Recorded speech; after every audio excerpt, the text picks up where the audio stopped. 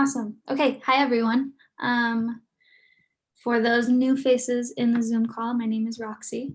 My project is called It's Nothing Personal, and it's a study of how thoughtful communication and conversation can respond to common issues related to how we're consuming and thinking about politics. So I started by researching several issues related to news consumption, with two really jumping out at me. The first of those was news fatigue. So it's interesting because it's something that clearly affects activists, as it's part of the job to constantly be keeping up with local news, as Sam pointed out when I asked about news fatigue. But it's also affecting everyday Americans. This survey by the APA came out about a week or two before Election Day, and it said that 68% of Americans over 18 were experiencing significant stress due to the election, and I thought that was just such an insane number. When looking at news fatigue, it's also clear that the ways in which we're getting our news aren't necessarily helping either. The next issue I researched was political polarization. The shrinking of Bears Ears National Monument and Grand Staircase Escalante National Monument pulled many of these rural communities into the national spotlight. And one of the side effects, the negative side effects that comes with something like that, is a furthered sense of political polarization. And polarization is a problem for rural activists, as when community members are completely distrustful of anyone who has a different political opinion than them, they're less likely to be willing to take the time to talk to rural activists. When boiled down, all of these issues led me to the idea that healthy communication leads to healthy communities. The philosopher Hannah Arendt wrote about how loneliness leads people to totalitarian ideas, and I agree. I decided to look at creating a system of communication with these concepts in mind. So I gave myself 3 constraints starting out. I didn't want users to completely rely on an internet connection to participate, so it would be accessible to those who don't have reliable internet.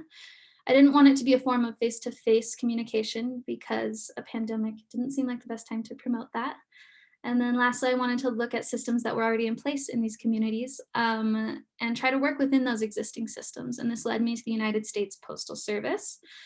Conversation through letters was perfect for my purposes. It works at multiple scales, from next door neighbors to people who are across the state from one another. It's a slow, careful way to have a conversation, and it's one that takes time and thought to do. I also love the way that letters can turn a conversation into a lasting keepsake. Before this project, I'd never sent a letter in the mail, honestly, but I had a collection of every letter my cousin had ever sent me.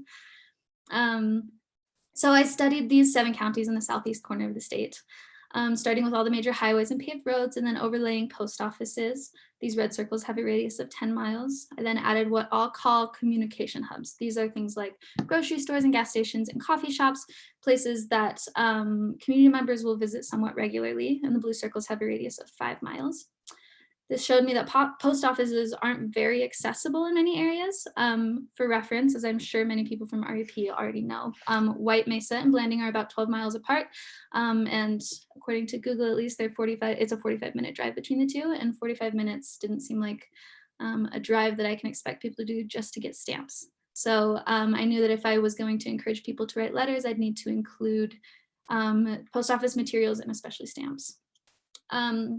So I created a survey to gauge interest within Utah in a letter exchange program. I marketed this on community Facebook groups, and I received a total of 444 responses. These came from 21 out of Utah's 29 counties, as well as from age groups from younger than 13 to older than 70.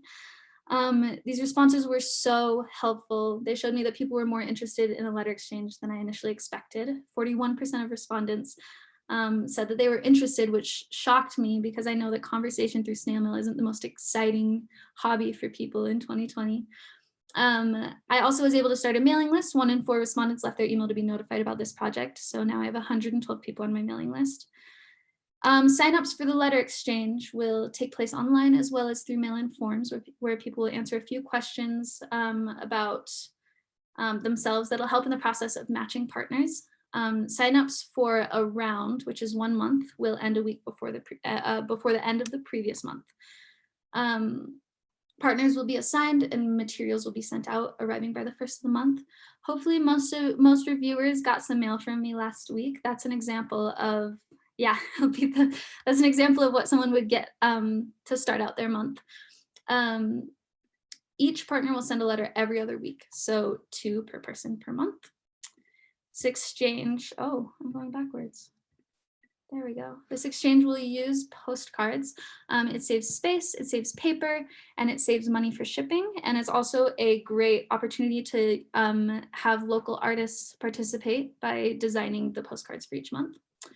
This program's a cheap one to carry out. For 50 people to participate for a month, it would work out to about $428 or $12.54 per person. And the more people that sign up, the lower that per person number will be. Each week of the exchange will have a different conversation prompt. These prompts are modeled after studies on how to encourage friendship and a sense of intimacy. The first week is focused on introductions, day-to-day life, and hometown. The second week is focused on life experience and stories.